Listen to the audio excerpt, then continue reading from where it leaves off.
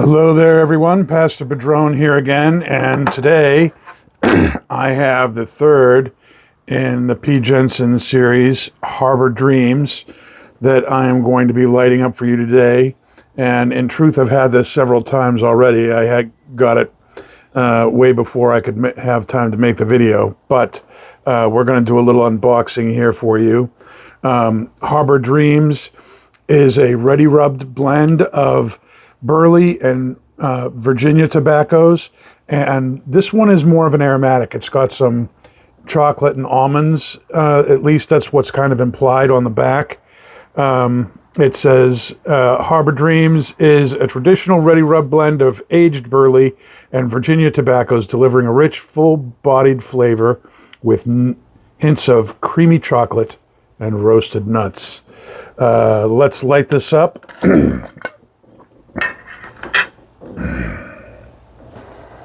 You can smell the chocolate as soon as you open it. So it's definitely topped with that. It almost smells like a kind of a creme brulee. All right, let's load up the pipe here. That's what the tobacco looks like. You can see it's very nice. The moisture level, again, is really perfect. I've really enjoyed that about these. Nothing has really been too wet to light right out of the tin.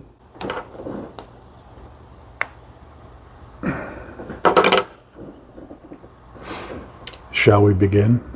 Whoa!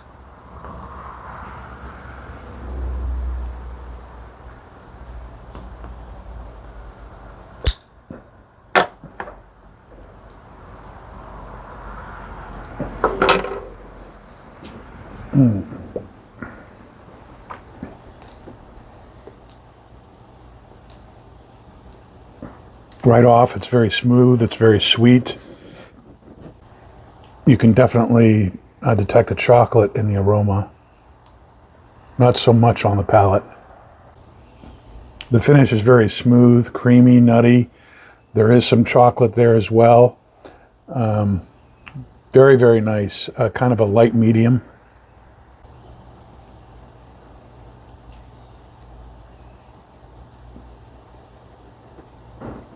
There's a nice soft spice in the retrohale, along with some dark chocolate. The chocolate comes out more and more as I'm smoking it so far. So far, I'm not really picking up the almonds. There's definitely a nuttiness to it. I'm not equating that with almonds in my own taste experience, but it's more like a cashew to me, which does go well with, but whatever it is, it goes great with the chocolate.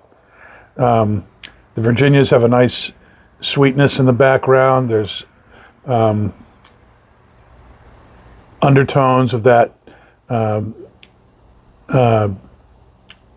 fruity sweetness that Virginias often have.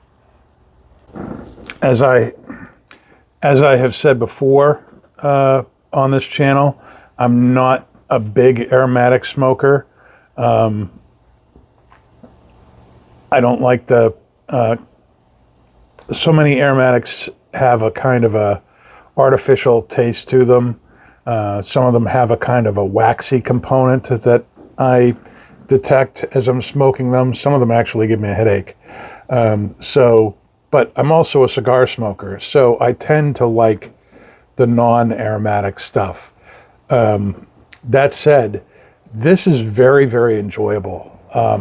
Like I said at the beginning of the video, I have opened up this tin before I actually shot this, and I've enjoyed bowl after bowl of this. I can do this tobacco over and over again, and it is extremely pleasant. These chocolate notes, I'm not detecting anything that's, I mean, I know chocolate does not occur in tobacco, but the way this has been blended together, it really is blending nicely and bringing out the taste of the Burleys and the the sweetness in the Virginias is really playing great with the toppings that he's put on this. And I'm really, really enjoying it. The room note is very chocolatey, but it's not like a real syrupy, chocolatey taste on the palate. It's very, very nice. I'm about a third of the way down the bowl now, and I'm starting to notice that the flavors are deepening, and it's becoming Yes. the flavors are becoming richer, but it's also becoming a little less sweeter. The flavors are still very rich, very smooth, very creamy. The nutty and chocolatey notes of the Burley are really what's forward. The sweetness of the Virginia just kind of picks that up. Now I'm saying that, now I would say that it's smoking more like a straight-on medium.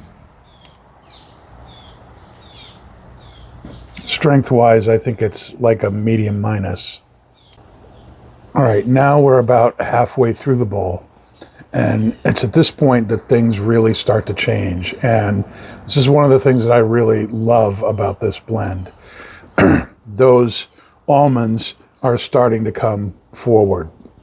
The chocolate is still there, but it's not as sweet. It's like a dark, more unsweetened chocolate. And the almonds have this kind of a roasted flavor to them. Again, whatever he's done, it plays well with the Burleys. Again, the Virginias are kind of more in a supporting role in this tobacco, it seems to me. But we're switching from something that's much more sweet to something that's much more savory. And that is a switch that I have just really enjoyed smoking this tobacco. Now on the finish, the nuttiness and almond flavors are more prominent. The cocoa notes are in the background. It's still sweet, but not nearly as sweet as it was when it started. There's a saltiness to it, and a savoriness that is very, very pleasant. I guess it's reminding me of like a salted caramel in some ways. Well, Harbour Dreams here gets the honor of being the most complex aromatic tobacco that I have had. It is great from start to finish. It is very creamy, very smooth, very well balanced. There's a lot going on, and that change halfway through the bowl from sweet to more savory is very, very nice, very different, very unique in my own personal experience, and it is easily one of my favorite aromatics. And so far, I've had 3 of the 4. I'm loving all 3 of Per Jensen's tobaccos. I have the last one to try, which is the King's Watch. I'm going to have to wait till more of that comes in because Twins sold out. Can you believe it? I believe it. We're twins, for Pete's sake. Harbour Dreams, people. I think this is well worth getting, especially if you like aromatics. If you like aromatics and are trying to get into more